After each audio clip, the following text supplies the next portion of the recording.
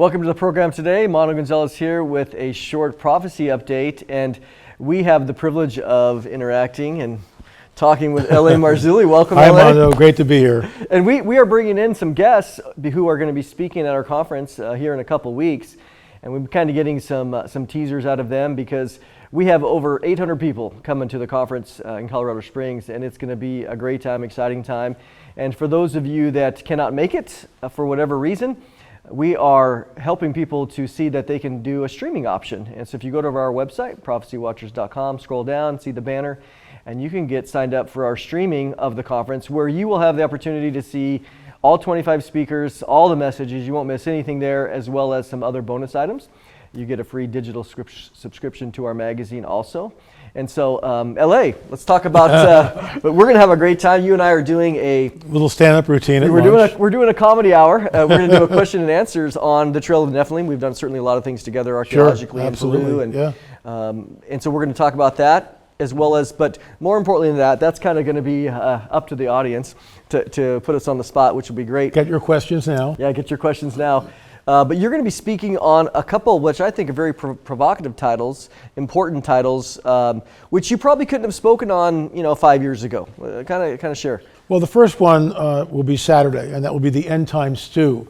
And the reason why I called it that is because everything is thrown into the pot, and then I talk about those things. For instance, we talk about the new DNA testing that was done, not by us, but by another group, on the Paracas skulls. Most people might not know that. Kind of give us a glimpse of what... Well, basically, they were able to coax the nuclear DNA from the Paracas elongated skulls. We, and you and I went down and took the samples.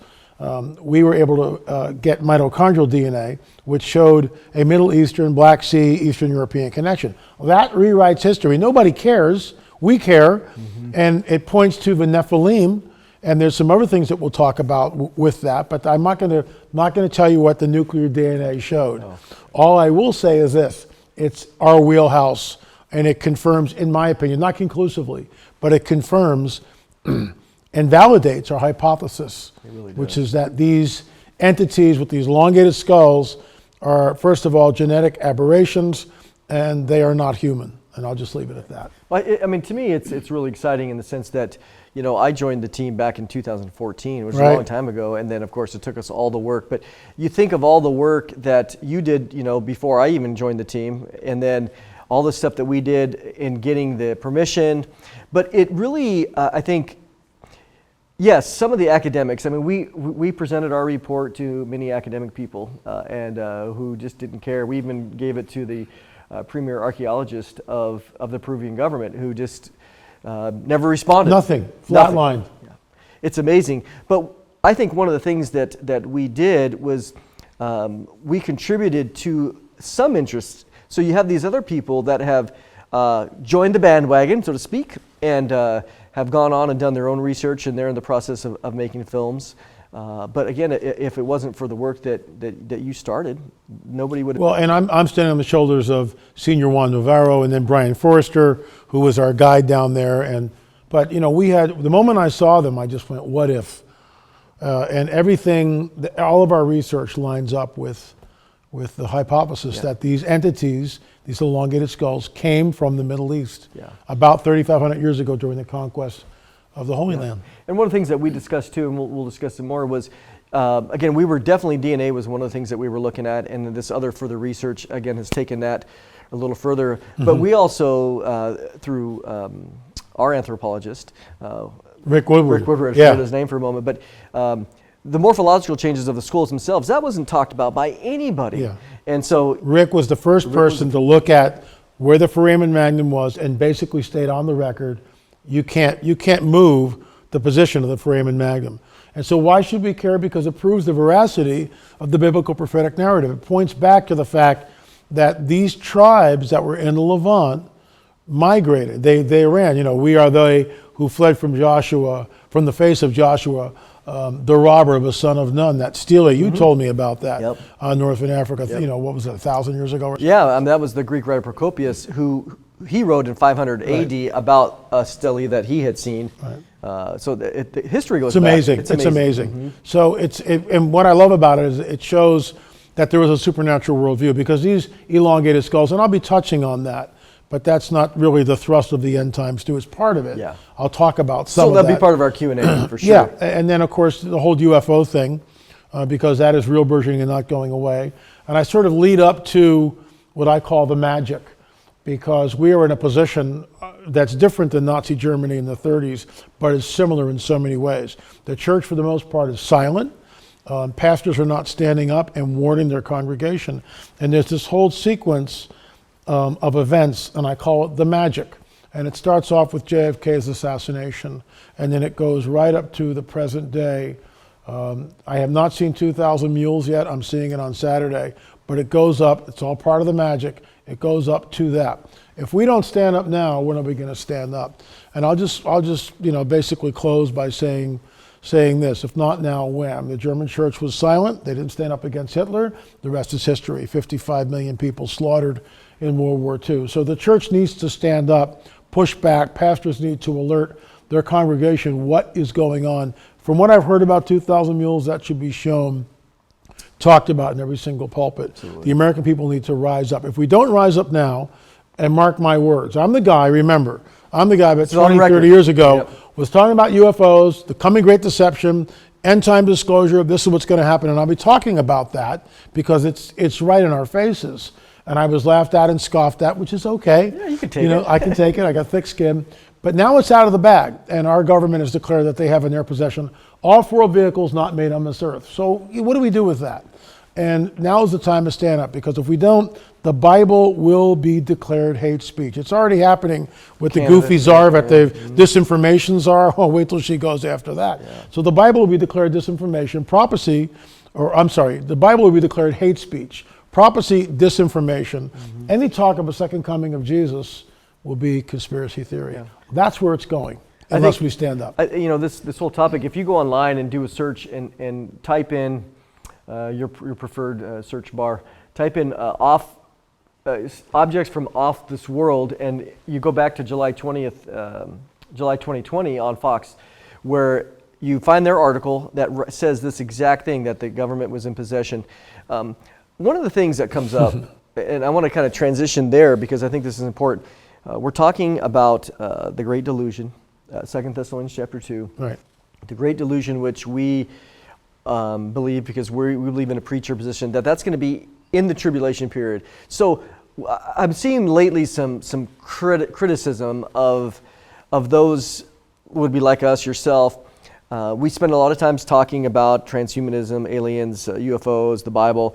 Why are we spending so much time on this when if we believe, according to our own theology, that it's going to be post-rapture? Why are we wasting time on this? Shouldn't we be doing other things? Why spending the time on this? Because so many people will be deceived. Even the elect would be deceived. Even the elect would be deceived, will be deceived, could be deceived. If it was possible. Yeah, if that were possible. And so we are in a window of time that is unprecedented. The church, I just read an article a couple of days ago about people are flocking away from the churches. There was a great exodus. This is, in my opinion, it's almost like, if I can use the word, a preamble to the great falling away. And I think we're in a window of time that this stuff is rolling out in ways that I've never could even imagine, but it's here. And our youth, we've lost the youth. We've lost the 20-year-old from 20 to 30. I mean, they're on video games, they're watching Ancient Aliens, I don't know about this Jesus stuff. They have never had an encounter with the supernatural, because we don't do supernatural in the churches anymore. Can't have that. That's too messy.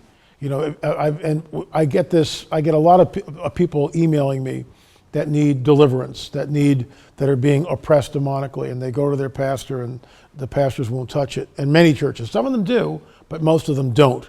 And so they have to go elsewhere. Russ Dizdar was a great loss to that whole aspect of the body of Christ. So we need to study and understand that this is, when they show up, everything will change.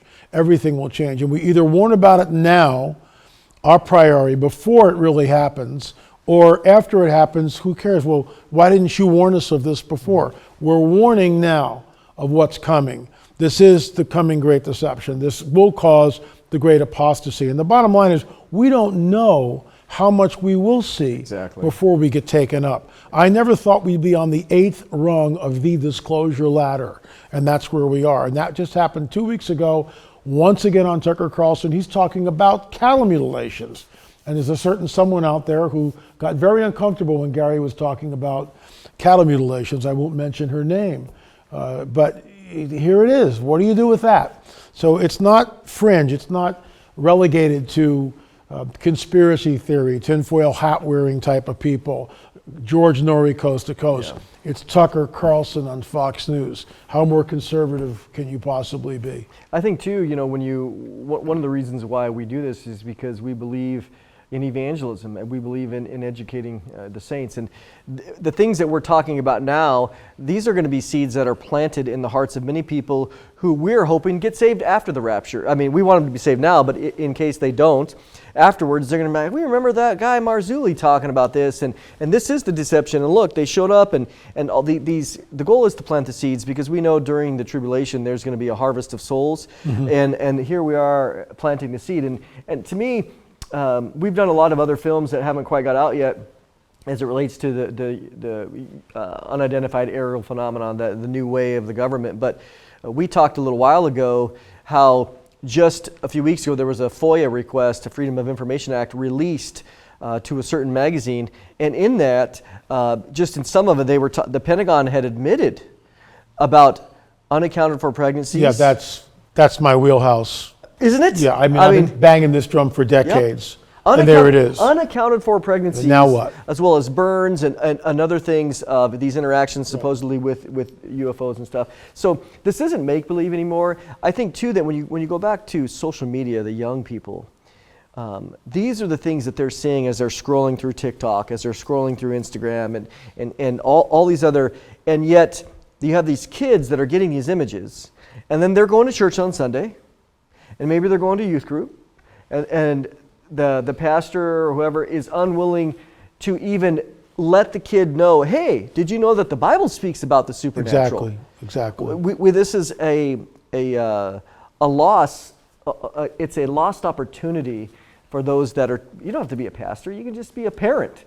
But it's a lost opportunity. So this is why we're engaging these topics, because the world engages, and we want to give a biblical worldview, right? I mean, your whole life is to this. 100%. This is what we need to do. We need to be able to give an answer to what is the prevailing paradigm. And the prevailing paradigm, first of all, is the Darwinian paradigm. Yeah. That there is no God, there is no supernatural, there are no ultimate rights or wrong or truth. It's all relative. It's all whatever you feel like doing, which is insanity. So we look at the human body and we realize that we are fearfully and wonderfully made by a creator, that Jesus spoke everything into existence. So without him, nothing that was not made that was made. I mean, that's 1 John. I mean, here we are. So that's what we're standing up and waving, because this has usurped Christianity. The Darwinian paradigm has completely cut the knees off of the Christian worldview. It's taught in colleges and high school and junior high school. It's a prevailing paradigm that is literally sacrosanct in both academic circles and scientific circles. So, what are we to do? We don't believe that. We don't believe for an instant in Darwinism or what is it, the term, theological Darwinism or... the progressive creation progressive, and all that garbage. Yeah. Nonsense. He spoke it. He spoke it into existence, and he holds all things together. He holds all things together. We either believe that or we believe in the nonsense of Darwinism. And so everything is, right? It's all going like this. That's why I call it the end time stew. What happened in the past, is actually being revealed now. It's being repeated. These are the days of Noah. It'll be like the days of Noah when the Son of Man returns. Why does he point back to that day? Because something's going on. The commingling of the seed. And that's one of the topics I'll be talking about. L.A., appreciate your time. Absolutely. We are. This is just scratching the surface of what we're going to be talking about. I look forward to LA's 2 presentations as well as our Q&A. We'll have a good time. But, this is the time to be educated. This is the time to be evangelistic. At the end of the day, we are prophecy watchers. We're watching, just as Jesus told us in Mark 13:37. He says, "What I say to you, I say to everybody. Be watching." And so it is the Lord's command for us to look at the current events and to see what's happening, compare them with Scripture, as always, the foundation of all truth. And we're going to do that. And again, if you're not going to be there, prophecywatchers.com. You can scroll down and you can participate through the streaming, which we're excited about. Again, we're throwing in a whole bunch of goodies on that as well. Before we go today, I just ask for your prayers. I mean, we truly, we're looking forward to the conference. There's a lot going on, and the enemy is alive and well. I mean, we know that this wrestling match, Ephesians 6:12, is a spiritual match, and a lot of attacks going on. So more than anything else, we just ask for your, even if you will, I know I'm kind of even begging here, I implore, will you daily pray for us? Pray that God protects us. Certainly be praying for Gary's health. Gary is recovering well, and we're excited about that. We're excited to see him right back here at this table for a lot of things. So other than that, we will see you in a couple weeks. Otherwise, we will see you next time.